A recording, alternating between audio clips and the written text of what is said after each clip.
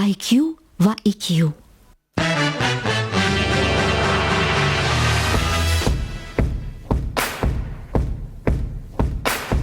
Assalomu alaykum aziz muxlislar. Yana bir bora IQ va EQ loyihasining navbatdagi sonini biz boshladik va studiyamizda biz uzoq kutgan, intiqib kutgan mehmonlarimiz mana tashrif buyurishdi. Albatta ularni tanishtirib o'taman. Demak, bizning bu mehmonlarimiz bilasiz, mana agar bizning Telegram kanalimizni kuzatib borayotgan bo'lsangiz, o'zlarining hamisha fikrlari, takliflari bilan hamisha o'rtoqlashib turadilar. Ulug'bek Nurmuhammedov Chikagodagi Shimoliy Sharqiy Illinois universiteti professori, Sevara Nurmuhammedova O'zbekistonda moliya va Amerika Qo'shma Shtatlarida biznes boshqaruvi yo'nalishi magistri va bizning bosh qahramonimiz Solixa Nurmuhammedova Chikago shahridagi maktabning nomini ayting Ulug'bek. Decatur Classical School. Decatur Classical maktabi. Ana shu maktabning 2-sinf o'quvchisi. Assalomu alaykum, xush kelibsizlar studiyamizga. Assalomu alaykum. Taklif uchun. Va alaykum assalom. Sizlarni ko'rib turganimizdan bag'oyatda xursandmiz. Ulug'bek, avvalo loyihamizga bo'lgan e'tiboringiz uchun sizga tashakkur deyman. Nafaqat sizga, balki oilangizga ham. Hamisha bizni kuzatib borasizlar va fikrlaringizni ayamaysiz va mana shu siz bildirayotgan fikrlar hamisha bizga juda foydali, bizni ruhlantirib turadi. Bilasizmi shuni? Bilaman. Avvalambor assalomu alaykum. Taklif qilganingiz uchun kattakon rahmat. Biz o'zimiz Chikago shahrida yashashimizga qaramasdan loyihalarni juda ham yaxshi ko'ramiz, hurmat qilamiz. Chunki hozir nafaqat O'zbekistonda, balki butun dunyoda ziyolilar yetishmaydi. Ya'ni ziyolilar orqali bilamiz, mamlakat o'sadi, davlat o'sadi. Meni hamda oila a'zolarimni o'sha fikricha sizlarni ko'rsatinglar, aynan mana shu o'zbek ziyolilarini, o'zbekistonlik ziyolilarni olib chiqishga hamda ularni qo'llab-quvvatlashga qaratilgan bitta ko'rsatuv sifatida, eshittirish sifatida tinglab boramiz. Shuning uchun sizlarga hamda Gavhar opamlarga kattakon rahmat. Gavharning kelishini ham hozir kutyapmiz. Biroz kech qolyaptilar. Shu Gavhar kelguniga qadar albatta biroz suhbatlashib turamiz va shu o'rinda men muxlislarimizga eslatib o'taman. Marhamat, agar mehmonlarimizga savollaringiz bo'lsa, bemalol murojaat qilishingiz mumkin. Buning uchun Yoshlar FM bot manzilimiz bor. Marhamat, o'z fikrlaringizni, savollaringizni yo'llang. 1700 raqami ham xizmatingizda aziz muxlislar. Bajonidil sizning fikrlaringizni ham eshitamiz va savollaringizni mana taqdim etamiz. Ulug'bek, demak, Sevaraxon, mana bugungi mavzuyimiz o'zingiz tanladingiz buni. 5 yoshgacha 1000 ta kitob o'qish va Amerika Qo'shma Shtatlaridagi kutubxonalar. 5 yoshgacha 1000 ta kitob o'qish bu aqlga sig'dirib bo'lmaydi. Hatto mana hozir mana shu yoshga kirib ham agar kitoblarni sanasak, bir 50 ta chiqmasa, agar o'qigan kitoblarimizni hisoblasak, endi ilmiy adabiyotlardan tashqari agar hisoblasak. Lekin mana Solixa 1000 ta kitob o'qibdilar. Bunga qanday erishdingiz? Umuman bu fikr qayerdan keldi? Qanday bo'ldi bu? Marhamat. Avvalambor hurmatli tinglovchilarga aytib o'tmoqchi edim. Sevara bilan biz anchadan beri Amerika Qo'shma Shtatlarida yashaymiz. Shuning uchun asosiy ta'limimizni ham o'sha mamlakatlarda olib, akademik faoliyatimizni shu yerlarda olib boramiz. Shuning uchun ham ba'zilarida ruscha yoki inglizcha so'zlar aytib mumkin. O'shanga oldindan uzr so'raymiz, lekin tushuntirishga harakat qilamiz. Xullas, 1000 ta kitob, maktabgacha 1000 ta kitob loyihasi bu Amerika kutubxonalarida ya'ni keng rivojlangan. Misol uchun xohlagan bir katta shahardagi mavjud loyiha 1000 books before kindergarten deydi. Ya'ni maktabgacha 1000 ta kitob o'qish loyihasi bu mavjud loyiha. Misol uchun biz birinchi 2015-yilda borganimizda Urbana-Champaign shahrida edik, Illinois shtatida. Ana o'sha shtatda shunda biz yashaydigan domni shunda oldida kutubxona joylashgan edi. Endi mana shu yerga bo'sh vaqtimizda birinchi borishni boshladik shu kutubxonaga. Borib keyin bilsak, o'tda 1000 books before kindergarten mana shu 1000 ta kitob loyihasi bor ekan. Mana shu loyihaga keyin Sevara Solixani yozdirdilar. Endi loyihadan asosiy maqsad shunaqaki, misol uchun bolangiz audio kitob eshitsa ham bitta kitob o'qigandek bo'ladi. Bolangizga ona bitta kitob o'qib bersa, yana kitob o'qigandek bo'ladi. Ota kitob o'qib bersa, yana bitta kitob. Bolangiz o'zi kitob o'qisa, yana bitta kitob qo'shiladi. Demak, bola o'zi harf tanib, o'sha kitobni o'qishi shart emas. Yo'q, shart emas. Shu kitob haqida bilsa bo'ldi. Xuddi shunday. Mana misol uchun yana bitta narsa, misol uchun qizimizga Zumrad va Qimmat kitobi yoqardi. Misol uchun Zumrad Qimmat kitobini bir marta o'qib bersangiz, demak bola bitta kitob o'qidi. Agar xuddi shu hikoyani 10 marta o'qib bersangiz, demak 10 ta kitob o'qiganga o'tadi. Bu shunaqa loyiha bo'ldi. Birinchi 100 ta kitob o'qidik, keyin 200 ta kitob o'qidik, keyin 300 ta kitob bo'lib, shu bilan borib 1000 taga yetib qoldi. 8 oy ichida. 8 oy ichida. 1 yil ham emas hattoki 8 oy ichida. Oktyabrda boshlab 5-maygacha 1000 ta kitobni tugatdik. Dekabr oylarida Saliha o'zi o'qishni boshladi. O'sha kichkinagina kitoblarni boshlang'ich. Demak, hali 5 yoshga to'lmasdan mana shu loyiha sabab harflarni taniy boshladi. Ha.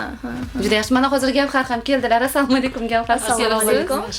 Assalomu alaykum. Sizni ham kutayotgandik. Mana bizning qahramonimiz. Sizlar avval uchrashgansizlar nazarimda Gavhar. Alisher No'yev kutubxonasida ko'rishdik. Ko'rishdik. Juda yaxshi. Salom berdi. Men eshitdim, ma'lum oldim-ku.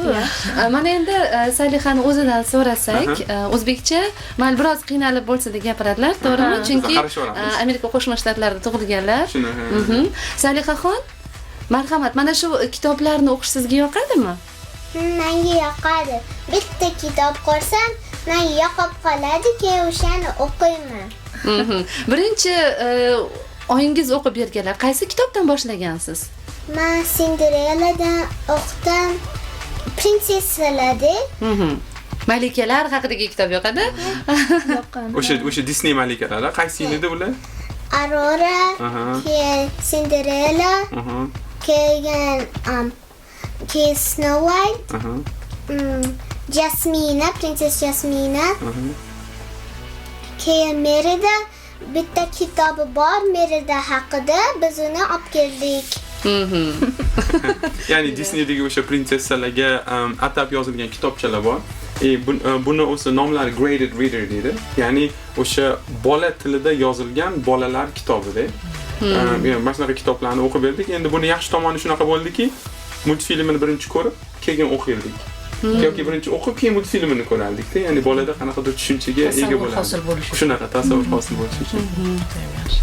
Mana inson o'z umuman hayoti davomida, Hilola mana hozir kelish davomida bir ahamiyat berdim. Insonning miyasi 14,5 milliardta kitob o'qishga qodir ekan. Demak, Ancha bor ekan. Manimcha Solihaga o'xshab boshlasak, bemalol uni oxirigacha tugatsak bo'ladi.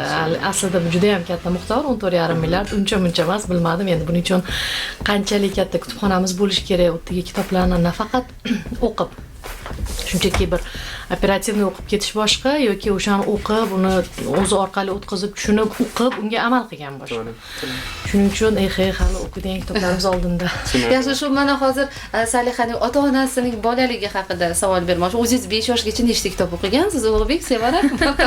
Siz boshlaysiz. Assalomu alaykum. Avvalambor, mening ismim Sevara.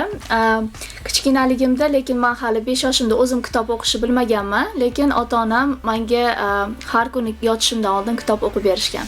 Esimda bor, menga juda ham odamlarni o'qishlari yoqardi, balki tembrlari yoqqani uchunmi keyin uxlab qolardim. Har kuni o'sha Umna Elza degan ertak bo'lardi, esimda haligacha o'shani o'qib berardilar. Va oldimizda shunda biz domda yashardik. O'sha kutubxona bo'lardi bizning oldimizda. O'sha paytda o'sha har doim o'shadan kitoblar ham olsak bo'lardi. Menga rosa ko'p kitoblar o'qib berishgan. Men o'zim yaxshi ko'rganman kitob o'qishni. Demak, siz 5 yoshgacha yetguncha sanalmagan-ku, lekin mingtaga yetib qolgandir balki. Balki, ha, bilmadim. Hozir rayoningizda o'sha kutubxona bormi? Afsuski yo'q. Men o'sha 15-16 yoshlarimda menimcha u kutubxona o'sha buzilgan, keyin Demak, uyingizga yaqin bo'lgani ham bu katta nima deydi, ijobiy natija bergan sizning ko'p kitob o'qishingizga va kitobga mehringiz uyg'onishiga. Nazarimda Salihan taqdirida ham shunday bo'lyapti, to'g'ri? Shunaqa bo'lgan. 200 metr narida kutubxona bor edi. Uyingizning yonida. Shuni yonida, ha. Xo'sh, hatto hozir ham Saliha kitob o'qib o'tiribdi. Mana shunaqa qizmaslik uchun. Va misol uchun Salihada menimcha даже kech boshlaganmiz. Undan oldinroq ham boshlash kerak edi. Bu to'xtang, sinisi bor-a? Bor, sinisi bor. Salihani qani sinisi to'g'risida gapirib beringchi? U ham boshladimi endi bu rekordni yangilash kerak-ku? Ha, sinisini oti. Sening oti nima, Saliha? Alima. U necha yoshda? U 2 yosh. 2,5 yosh. Sentabr oxirida 3 yoshga to'ladi. U bilan 5-6 oydan 5-6 boshlab oydan unga boshladik. kitoblar Anaqa o'qishni kichkina boshladik. kitoblar. Kichkina Hozir kitoblar, agar ashula muxlislarimiz sifat. u nechta kitob o'qiganini eshitsa hozir Endi uni sanashi faqat 2,5 yoshidan boshladik. Kutubxonaga yozildik. nechta bo'ldi? Sanaganlaridan 300 ta 300 bo'ldi. ta bo'ldi. 300 ta Ha, kitob hozircha o'qigan, 300 ta 2,5 bo'ldi. yoshli bola qarag'ali bu sanalganlari. Endi biz Salihani o'zi o'qib haqqini beradi. o'qib beradi, to'g'rimi? Saliha ham endi bizga nima hozir yordam beryapti? Saliha o'zi ham o'qib beradi. Misol uchun biz to'g'risini aytsam qiynalib ketardik. Bu juda ham yaxshi ko'rardi. O'qib bering, yana o'qib bering, mana endi tugataman, yana o'qib bering debdi. O'shaning uchun ham tez o'qib bo'lganmiz 1 mingta kitobni. Hozir bizga yordam beryapti. Bu Alimaga ham o'tirib o'qib beradi. Misol uchun biz o'zbek tilida harakat qilamiz o'qib berishga. Bu ingliz tilida ham o'qib beradi. Kerak bo'lsa o'zbek tilida ham bu o'qib beradi. Va Alimada hozir nima yoqyapti bizga audio kitoblarni yaxshi ko'ryapti eshitishni. Maktabgacha ta'lim o'sha vazirligi bilan Ha, o'sha juda ham yaxshi ekan. Nima edi oti? Hozir yozib keldim. Bolalik kunlarimda. O'sha bolalik kunlarimga o'sha Telegram gruppasiga yozilganmiz. O'tdagi o'sha Zumrat va Himmat yoki O'rtoqmoq, mana shunaqa hikoyalarni o'sha Salihani maktabga tashaganda, maktabdan olib kelayotganda yoki ko'cha-kuyda yoki uxlashdan oldin eshitib yuribmiz. Shuning uchun ham ya'ni Alimani hozir yoshida o'zbekcha hikoyalarni ko'proq eshityapmiz hamda mahorat bilan ular ishlangan. O'sha foydali bo'lyapti. Siz mana Salixan o'zi hozir nima deydi, o'sha Disney malikalarini sanab berdi. Shu o'rinda aytib o'tmoqchiman muxlislarimizga. Alimani bu faqatgina shu malikalarga bog'liq ertaklarni o'qibdi ekan deb o'ylashmasin, to'g'rimi? Demak, o'zbek ertaklari ham, o'zbek kitoblarini ham o'qiydi Salixa ham, Alima ham, to'g'rimi? Shunaqa, xuddi shunaqa. Endi mana Amerika Qo'shma Shtatlaridagi kutubxonalardan birida shunday loyiha bor dedingiz. Bunday loyihalar yana bormi boshqa chet tillari? Mening nazarimda bor, chunki men Salixa haqida Jaja akademikda chiqqan maqolani o'qigan edim. Shunaqa. O'tda endi misol uchun mingta kitob loyihasi bor yoki summer reading deydi, yozda kitob o'qish loyihalari bor. O'tda ko'p kitob o'qigan bolalar taqdirlanadi. Yana shunaqa loyihalar bor. Misol uchun Alima qatnashayotgan loyiha xuddi o'sha mingta kitobga o'xshagan grower reader, ya'ni kitobxonni o'stirish deganda. Va shunaqa qilib u endi Skoki kutubxonasida bor. Yana shunaqa loyiha bor. Kuchukka kitob o'qib berish. Misol kuchuk o'tiradi, siz xonaga kirasiz, kuchukni silaysiz, kuchukka 15-20 minut xohlagan kitobingizni o'qib berasiz. Kuchuk bo'lsa tinglab o'tiradi. Maqsad hech kim bolani ustidan kulmasin, hech kim buni kritika qilmasin, tanqid qilmasin. Bola kitob o'qib, xato o'qib qo'ysa, talaffuzi boshqacha bo'lsa, xuddi shunaqa qilish. Yana dasturlardan bittasi misol Salixa hozir qatnashyapti o'sha Skoki kutubxonasida. Skoki kutubxonasi bu davlat kutubxonasi hisoblanadi. U o'sha Chicago atrofida joylashgan. Ya'ni katta yoshdagi bola bilan kichkina yoshdagi bola birga kitob o'qishadi. Misol uchun o'sha booking with the body, to'g'rimi? Ya'ni katta yoshdagi bola bilan kitob o'qish degan ma'noda bitta kitob o'qishadi. 1 soat mobaynida. 1 soat mobaynida. Boshida 20 minut misol uchun Salixa o'qiydi, u o'rtog'i как tinglaydi, to'g'rimi Salixa? Keyin 20 minut u o'qib beradi. Keyin oxirgi 20 minut qolganda qanaqadir umumiy qanaqadir o'yin o'ynashadi. Savolga javob o'yinda. Yoki qanaqa o'qiding? O'sha har bitta o'qigan kitobga reading log deydi, ya'ni xulosa qilib narsa yozishadi. Ana o'sha dasturga qatnashtirdik. Shunchaki kitob o'qish emas. Shunchalik kitob o'qish emas. Tahlil qilinadi. Shunaqa, mutolaa qilib tahlil qilinadi. Misol uchun bu o'qiyotgan maktab o'quvchilaridagi bolalar, bu misol uchun 2-sinfga endi o'tgan bo'lsa, katta yoshdagi kitobxonlarni yoshi bo'lsa, misol uchun 7 yosh, 7-sinf, 8-sinfdagi bolalar bilan birga o'qiydi. Maqsad nafaqat birga kitob o'qish, balki u bolalar bilan ham ya'ni gaplashish. Ham muomala, ham ularni dunyoqarashini o'stirib, kitob to'g'risidagi fikrini ham eshitiladi. Chunki ular ham baholaydi-ku, to'g'rimi kitobni. Juda ham ajoyib, chunki mana bizda mana kecha men to'g'risini aytsam, yakshanba kuni aynan shunaqa bir bolalarimga kundalik qidirdimda, masalan, o'qigan kitobini oddiy daftarga yozishardi, kundalik yozishardi. Men qidirdim, ya'ni har bitta asarni nomi va muallifi va janri va uni o'sha описание deydi, ya'ni tavsifi. Xuddi shunaqa nima kundalik topa olmadim. Topdim 18 varroq, 20 varroq, juda ham kichkinada. Masalan, men farzandlarim uchun bir qalinrog'ini topsam-da, har bitta bolamga sovg'a qilsam, keyin ulardan ko'proq o'qisa, u tez tugab qoladi keyin qayerdadir. Zo'r fikr ekan. Mana men bu misol uchun o'sha Amerika Qo'shma Shtatlaridagi kutubxonalarning ko'pida hamma kitobga mos keladigan, xuddi siz aytgan shunaqa qog'ozda turadi. Ya'ni bir varroq qog'ozda, misol uchun kitobning nomi nima? avtorning nomi nima, kitobdagi asosiy ma'no nima edi, ya'ni o'sha tavsifini berasiz. Mana qanaqa janr edi, mana o'sha 1000 ta kitob loyihasida ham bu ya'ni ko'rsatilgan. Bu kitobxonaning o'zi uchun ham juda foydali deb o'ylayman, chunki nima deydi, bu turli xil tadqiqot o'tkazayotganlar uchun tayyor nima deydi, manbada. Ha, to'g'ri. material hisoblanadi. Shunaqa. Masalan, biz mana Jaj akademik bilan birga mutolaa kechalari o'tkazganmizda, ya'ni bizda ham shunaqa loyiha bor edi. Nilufar Oripovaga tegishli loyiha, u Germaniyada o'sha ota va bola, ona va bolani o'rtasidagi mutolaa kechalarini O'zbekistonda tashkil qilmoqchi edi. Ya'ni qanaqa kechqurun shu bitta oila bo'lib, smartfonlar, gadjetlar burchagi tashkil qilinadi. U yerga hamma o'zini telefonini, hamma narsasini topshiradi va shu qanchadir 2 soatmi, qanchadir vaqt mobaynida shu faqatgina kitob mutolaa qilinadi. Ona bola birgalikda. Birinchidan ona bola, ya'ni team building deyiladi, oilaviy jam birdamlikni bu ta'minlab bersa, ikkinchidan ona ham o'zi namuna bo'ladi. Bizda ko'pincha mana kitob o'qishga to'sqinlik qiluvchi omillarning eng birinchisida ota-onaning o'zi namuna bo'la olmasligi turadi. Ya'ni o'qi deb qo'yishadi-da, o'zi masalan ijtimoiy tarmoqda bo'lishi mumkin yoki televizorda bo'lishi mumkin, yoki yana boshqa ishlar bilan mashg'ul bo'lishi mumkin, lekin bola kimdan oladi? Bola ota-onaga qaraydi. Ota-onaning qilganini qiladi. Shuning uchun aynan shu kechalarni biz 2-3 ta maktablarda o'tkazdik. Menimcha juda ham bir chiroyli kechalar bo'ldi. O'sha kechalardan olgan xulosalarim natijasi shuki, birinchi navbatda shu ota-onaning o'zi namuna bo'lishi kerak albatta. Ikkinchidan, o'ta ham tadqiqot o'tkazilgan. Mana hattoki bir kunda 20 minutgina, ya'ni 20 daqiqa davomida bola bilan kitob o'qisa ham, bola o'sha 7, ya'ni tug'ilgandan boshlab 20 daqiqa kitob o'qib bersa, 7 yoshiga kirganda 1000 ta kitobni tugatar ekan. Menimcha adashmasam, hozir balki sonlarida adashayotgan bo'lishi mumkin. Va mana Xitoyda shunaqa ilmiy tadqiqot o'tkazilgan ekan. Masalan, Google, Apple kompaniyalariga tadqiqotchilarni jo'natgan ekan. Xitoy qiziqibdi. Nima uchun? Amerika sanoatda, ya'ni IT sohasida va boshqa sohalarda juda ham rivojlanib ketdi. Buni siri nimada ekan deb yozda bolalarni, o'sha o'quvchilarni Amerikaga Google kompaniyasiga yuborishgan. Qani o'tan so'rovnoma o'tkazishgan. Asosiy savol shunaqa bo'lganki, yoshligida o'sha Google'da ishlaydiganlar yoki Apple'da ishlaydigan qanday kitoblarni o'qishgan ekan.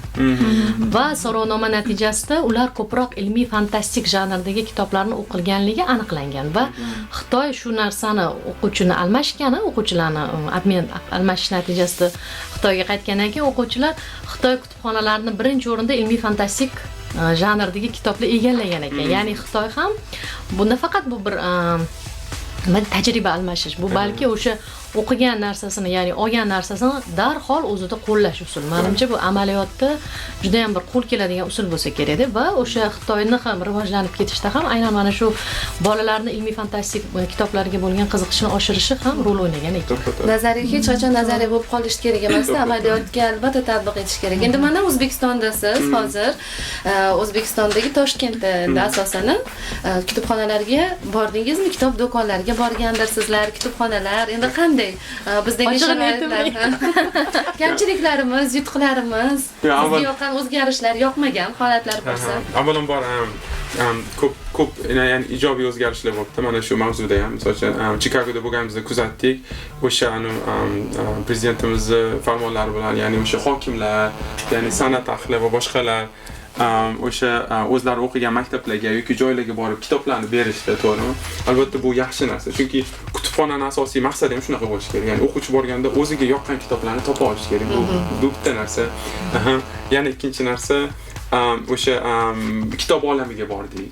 Kitob olami mustaqilligi, kitoblar olami mustaqillik maydonidagi o'sha do'konga bordik. Bizga juda ham yoqdi. Avvalambor katta, toza, ozoda, kitoblarning soni ham ko'p. Har xil kitoblar bor. Diniy, ilmiy, fantastik, ya'ni o'sha shoirlar yozgan kitoblari bor. Hamda menga eng yoqqani bolalar uchun alohida bo'limi bor.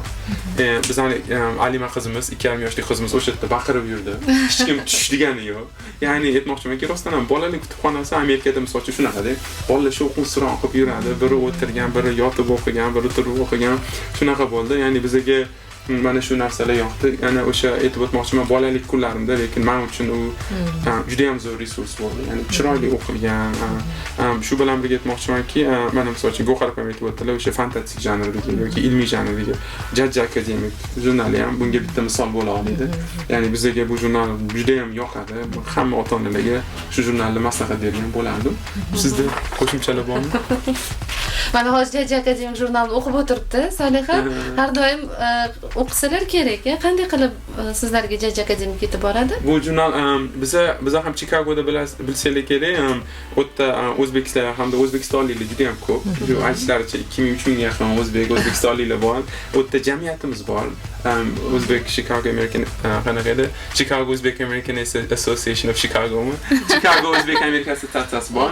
O'tda kutubxonamiz bor. Ana o'sha kutubxonani boyitish maqsadida ham bizning tashkilotimiz prezidenti Olim aka Sharipov ba'zida o'sha Chicagoga kelayotgan odamlardan iltimos qiladilar. Mana shu Jajji akademikga olib kelinglar bizga yangi savollarni deb. O'tda o'zbek maktabimiz bor. O'tda ham o'zbek tilini o'qitishga harakat qilamiz. Shu bolalarimizni tanaffus paytlarida, boshqa paytlarda o'qib turishadi. Shunaqa. Bizda yana Alisher Navoiy kutubxonasi bor. Bu yerga ham tashrif buyuribsiz. U yerdan olgan taassurotlaringiz qanday? Bu yerda bolalar bo'limi bormi? Yo'q. Bolalar bo'limi yo'q ekan o'tda. Chunki men so'radim. O'tda qancha bo'ldik? Bir bo'lgan bo'lsa 45 minut, 1 soat bo'ldik. Kirish o'tda juda ham anaqa tartibli ekan. Ya'ni juda ham qattiq tekshirib olishdi. Endi bu xavfsizlik uchun muhim, lekin anaqa ko'p tekshirishar ekan. Lekin menga yoqqan tomoni ko'p abituriyentlarni ko'rdim. Juda ham xursand bo'ldim. Ya'ni yoshlar kutubxona to'la. O'sha 4 qavatnimi, 4 qavatda hammasida odam bor, to'la.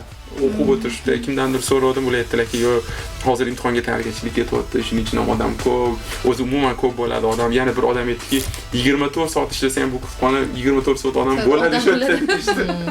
Shunaqa xursand bo'ldik, ya'ni elektron kitoblar ham bor ekan.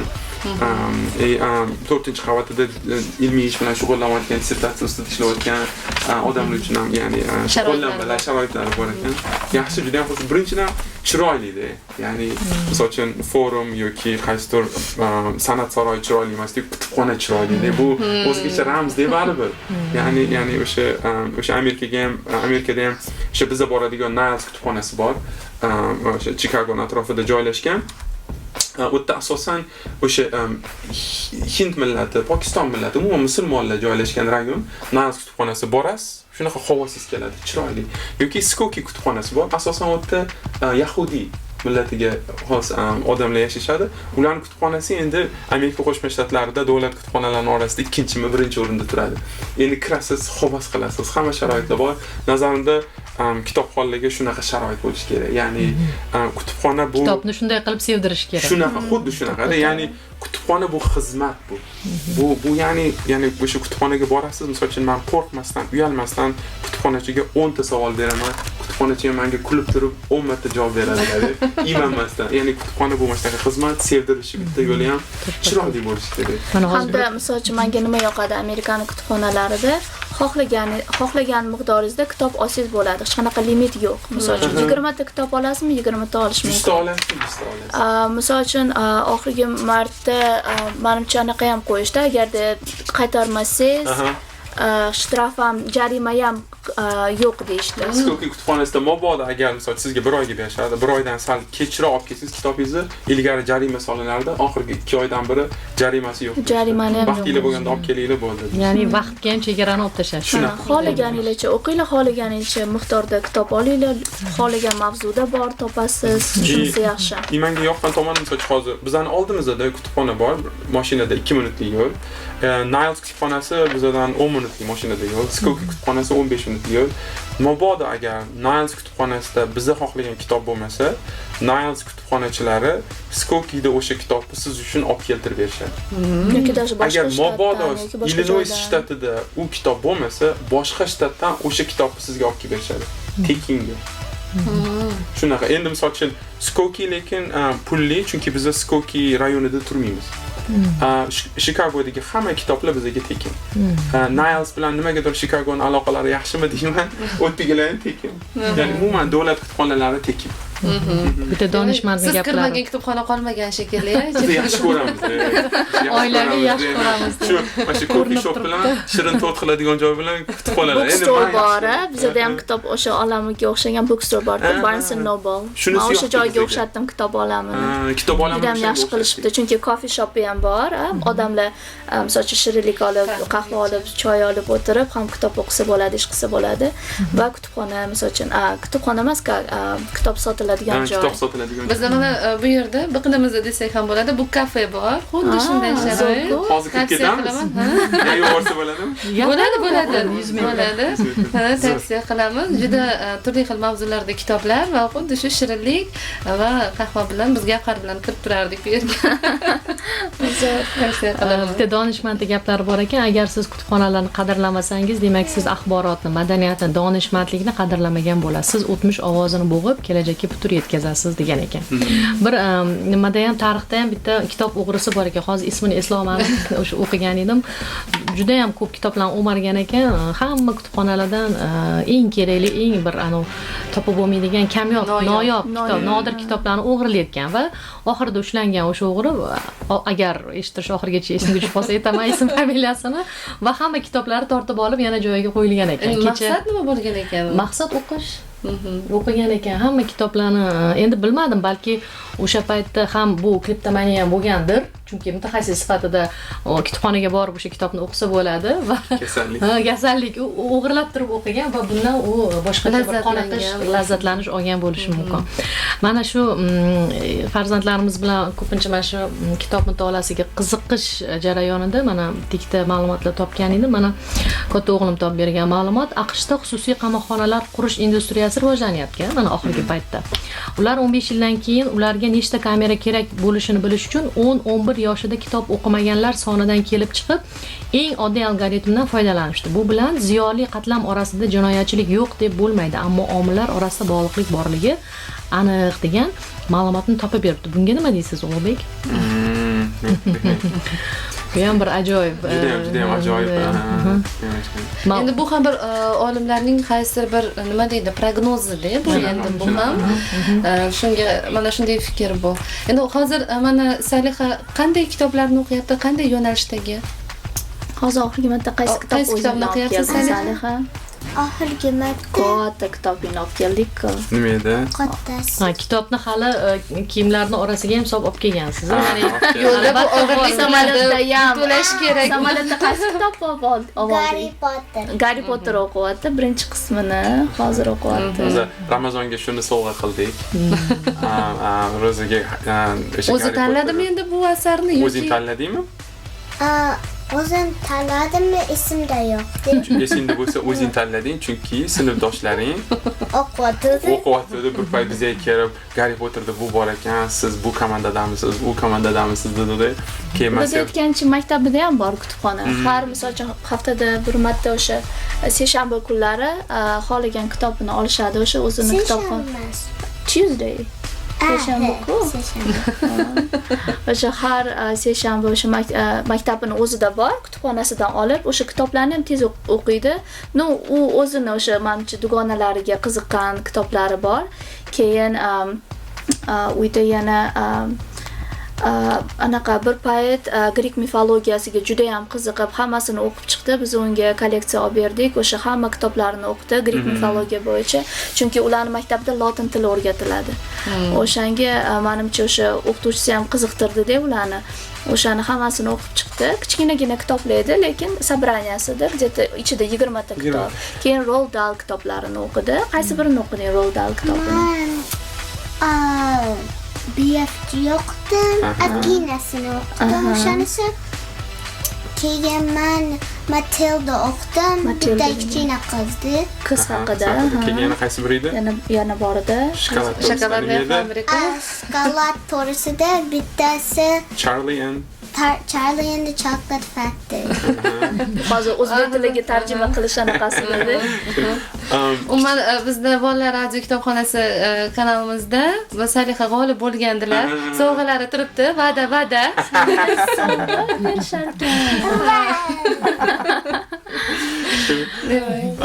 kichkina kitob deganlarga men shuni aytib o'tmoqchi edim. Ya'ni Amerika Qo'shma Shtatlarida ko'pchilikda savol tug'ilishi mumkin. Nimaga Amerika Qo'shma Shtatlarida yoki Finlandiyada yoki boshqa joylarda bolalar ko'p kitob o'qiydi? Chunki bolaga ko'p kitob o'qishni qiziqtirish, G'o'har opam yoki siz aytganingizdek, ota-onaning vazifasi, ya'ni ota-ona namuna bo'lish kerak. Undan ham biri avtor vazifasi. Ya'ni Amerika Qo'shma Shtatlarida, umuman G'arb mamlakatida bitta kitobni olib o'qidingiz, uni tushunmadingiz, o'quvchida ayb emas, yozuvchida ayb. Har doim. Ya'ni yozuvchi chiroyli qilib yozib berish kerak. Endi bu nima degani? O'sha maktabida ham misol uchun kutubxonalar bor yoki Amerika Qo'shma Shtatlarida o'sha kutubxonalarda bolalarning kutubxonalari kitob bilan to'la. Nimaga? Chunki boshlang'ich endi o'qish o'rgangan boladan tortib yaxshi o'qiydigan bolaga o'sha bitta hikoya bo'lsin, o'sha hikoya turli xil tilda, turli xil talqinda yozib ko'rsatilgan. Mana misol uchun o'sha Oppog'oy hikoyasini aytadigan bo'lsak, Oppog'oy hikoyasini 10 ta gap bilan ham tushuntirib kitob yozsa bo'ladi. Endi o'qish o'rgangan bola uchun nima kerak? Endi o'qish o'rgangan bola uchun o'qib, gaplariga tushunib o'qib ketish kerak. Sodda so'zlardan foydalanish kerak. Ya'ni bola tilida deb mana hozir loyihamiz avvalda boshlayotgandingiz, demak, bola tilidan yozilgan kitoblardan boshlagan ma'qulroq. Xuddi shunaqa. Biz ham o'shaning uchun o'sha kitoblardan boshlaganmiz-da. Boshida qiziqtirish uchun mana o'zimiz bilan ham olib keldik. Fancy Nancy degan bor. Bu juda ham mashhur qizlarning orasida, yosh qizlarning orasida juda ham qiziq figura desa bo'ladi. Yoki misol uchun Sofia the Princess, to'g'rimi? Hozir ko'rdik, O'zbekistonda ham ko'rsatayotgan ekan, Sofia degan malika. Bolajon kanalida multfilmi ketyapti. Lekin misol uchun faqat misol uchun o'sha kitob oddiy tilda yozilgan deb bola uchun. O'sha Amerika Qo'shma Shtatlarining maktab tizimida bola 5 yoshgacha ko'rib tanish kerak bo'lgan so'zlar bor. Mana o'sha boyagina ko'rsatayotganingiz menga. Ya'ni sight words deydi yoki phonics deydi. Ana o'sha so'zlarni ko'rib bola tanish kerak. Endi bu so'zlar qanaqa so'zlar? Bu so'zlar ingliz tilida ko'p qo'llaniladigan so'zlar. Misol uchun o'sha tadqiqotlarga ham asoslanadigan bo'lsak, misol uchun yo'qosh katta odamlar o'shanaqa 2000 ta so'zni bilsangiz, tekstiga yoki audio kitobdagi 85% yoki 90% so'zlarni taniysiz degan. Aynan o'sha so'zlar qo'llanilib kitob yoziladi. Shuning uchun ham bolani darajasini bilasiz. Bu o'sha graded reader deydi yoki maktab tizimida leveled reader deydi. Kutubxonalarga borsangiz ham ajratib qo'yilgan. Misol uchun mana bu yashil kitob faqat boshlang'ich kitobxonlarga. Misol uchun ko'k rangdagi kitoblar bular yaxshiroq o'qiydi. Shunaqa ko'rsatilgan. Albatta rasmlari juda ham chiroyli, ko'p. Misol uchun kitob olamiga bordik, bir xil o'zbekcha kitoblarni baribir oldim, lekin rasmi yetishmadi-da. Misol uchun kichkinamni qiziqtirish uchun-da. Chunki bular qiziqib qolsa bo'ldi, o'sha faqat kitob o'qib yurar ekan-da. O'shaning uchun boshida biz ham Salihani qiziqtirib oldik. Bo'ldi. Endi hozir любой kitobni ko'rsa, srazu ochib, qiziqib, o'qib, ana qilishni boshlaydi. Hozir ham hali qo'lidan kitob tushgan yo'q. Shunaqa biz sizlarga ko'rsatishga kitoblarni olib keldik, bu har bittasini yana qarab chiqyapti. O'shanga bu bilan nima demoqchiman? Nazarimda o'zbek tilida ham avtorlar uchun shunaqa so'z ro'yxati tuzilishi kerak. Agar mabodo eshitishimizni tinglayotgan, o'sha PhD qilayotgan yoki doktorlik bilan shug'ullanayotgan shunaqa olimlar, yosh olimlar bo'lsa, shu kontaktga chiqib bir bog'lanib bir ijodiy ish qilsak bo'ladi. Ya'ni ingliz tilida bu narsa 1920-yildan beri amalga oshirib kelyapti. O'qituvchilar biladi, qaysi ro'yxatdagi so'z qaysi kitobda qo'llanilgan. Afsuski, o'zbek tilida nazarimda bunaqa ro'yxat yo'q. Nazarimda agar bolalarga kitob o'qitishni o'rgatmoqchi bo'lsak, rasmga ham e'tibor berishimiz kerak, avtorga ham e'tibor berishimiz kerak, lekin birinchi o'rinda bola 1-sinfgacha qaysi so'zni ko'rganda tanish kerak. Shuni nazarimda, ya'ni yo'lga qo'yishimiz kerak. Bu jahon standartidagi tadqiqotlar bu. Ammo bu bir katta dastur tuzish kerak nazarimda. Aynan o'zbek bolalarini xuddi mana shu bolalar kabi kitoblarga yanada ertaroq qiziqtirish, ularni qiziqishini oshirish borasida siz aytganingizdek o'sha o'zbek tilidagi so'zlarni eng ko'p qo'llaniladiganlarini topib foydalansa bo'ladi. Faqat buning uchun mutaxassislar jalb qilinishi kerak. Bir emas, bir nechta soha mutaxassislari nazarimda kerak bo'ladi buning uchun.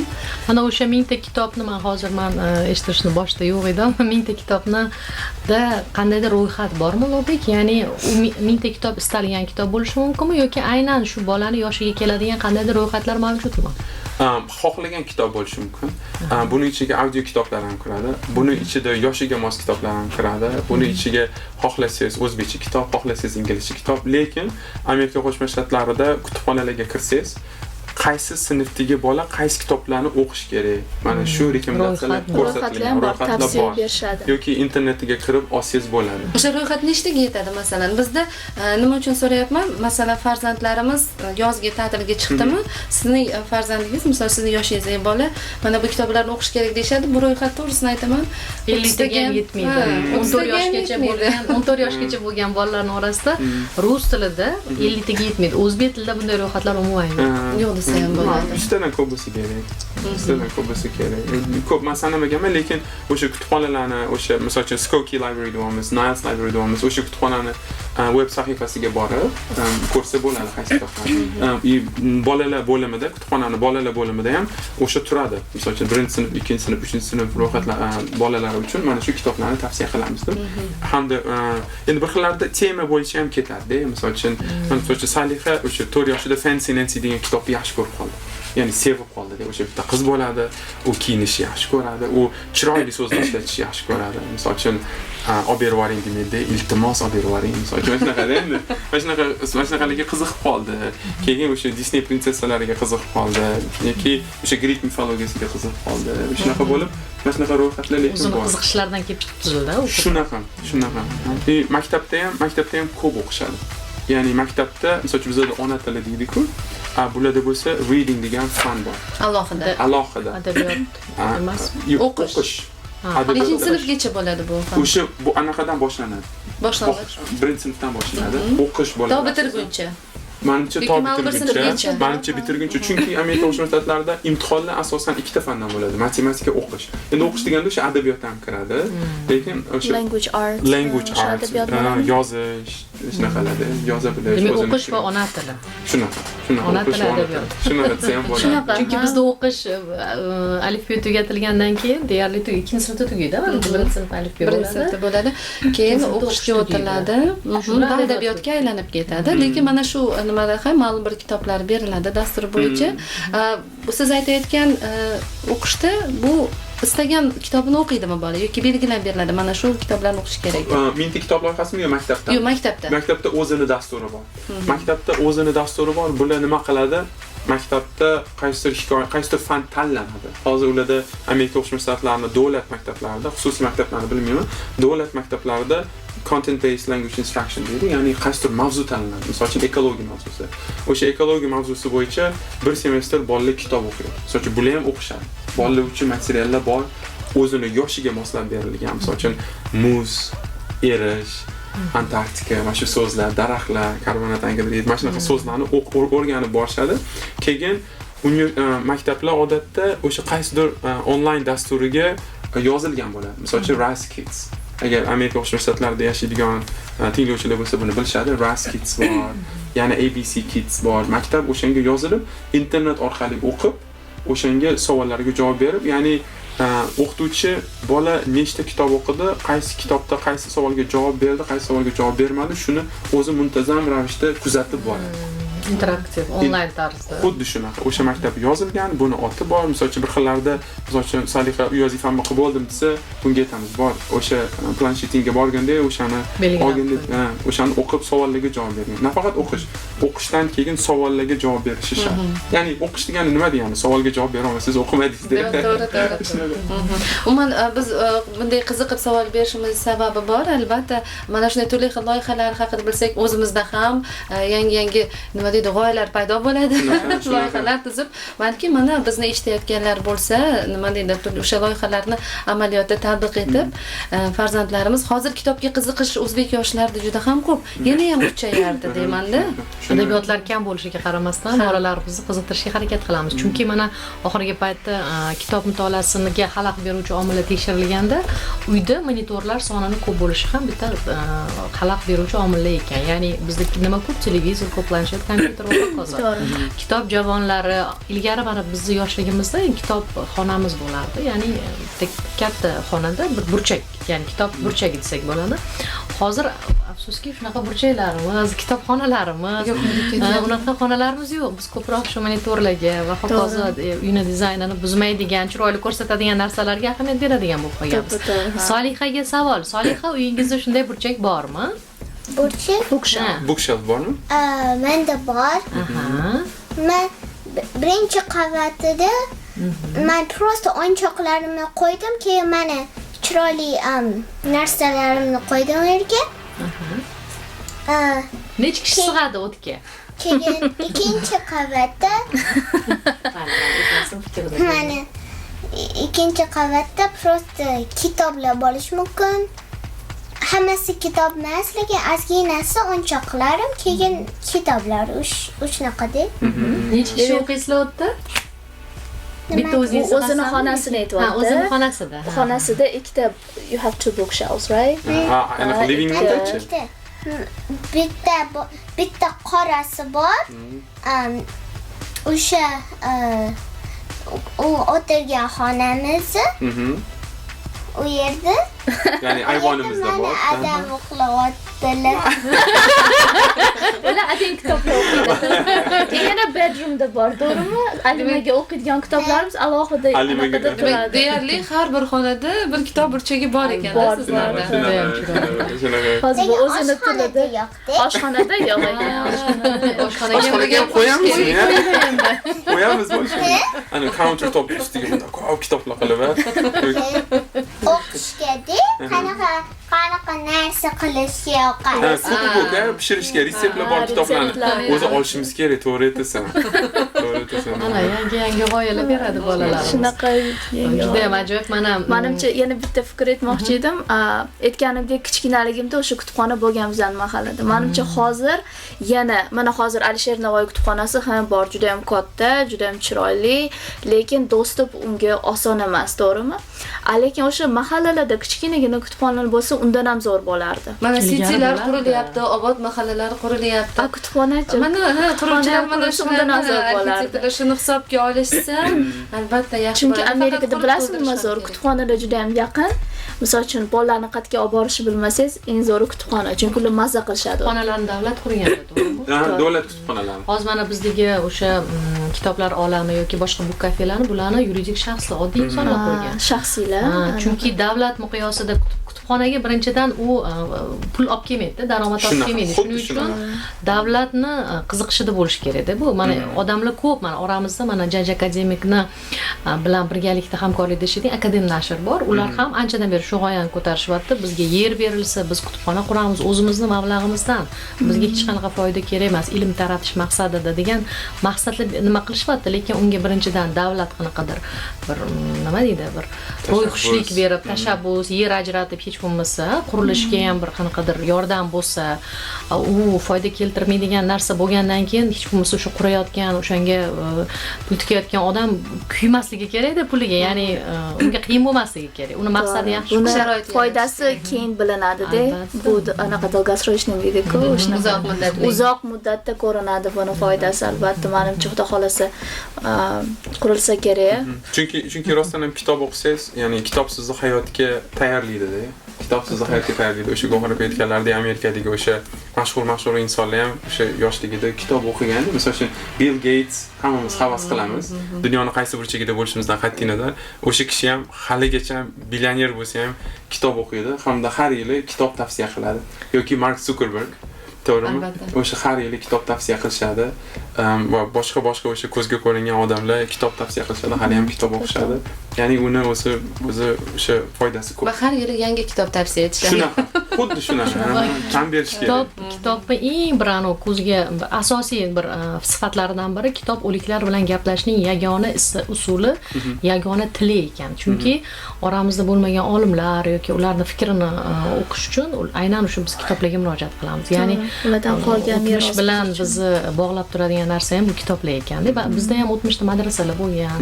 Madrasalarda juda ham qo'lyozma kitoblar bor. Hozir mana bitta bir yaqinroq tanishim aynan shunday yo'qolib ketayotgan qo'lyozma nodir kitoblarni o'zbek tiliga butun dunyodan olimlarni yig'ib o'zbek tiliga o'girish ishlarini boshlab yuborgan. Buning uchun o'sha davlatga murojaat qilib, yana o'zini mablag'lari hisobidan qilyapti-da buni. Bunday odamlar bor bizda, vatanparvar, ilmga befarq bo'lmagan, shu kitoblarga, kitoblarni qadrlaydigan insonlar bor. Faqat bundaylarga yo'l ochib, bir qo'llab-quvvatlab, bir nima deydi, mablag' tomonidan, davlat tomonidan bir foyda nima deydi, hamkorlik masalalari bo'lsa, menimcha bo'ladi. Chunki xalqimiz kitob o'qiyapti. Ya'ni kitoblar soni chegaralangan. Mana o'zbek tiliga juda ham qiyin. Ayniqsa mana aytdingiz, bolalar adabiyotini ichida akadem nashr bir nechtada bunaqa nashriyotlar ko'p emas. Barmoq bilan sanarli darajada. Lekin o'shalarning orasida ham qiziqarli qilib yetkazib berayotgan nimalar bor. Mana akadem nashrining kitoblari biz bolalarimga juda ham yoqadi, chunki u yerda hech qayerda uchramaydigan she'rlar, hikoyalar va bolaga ibrat bo'ladigan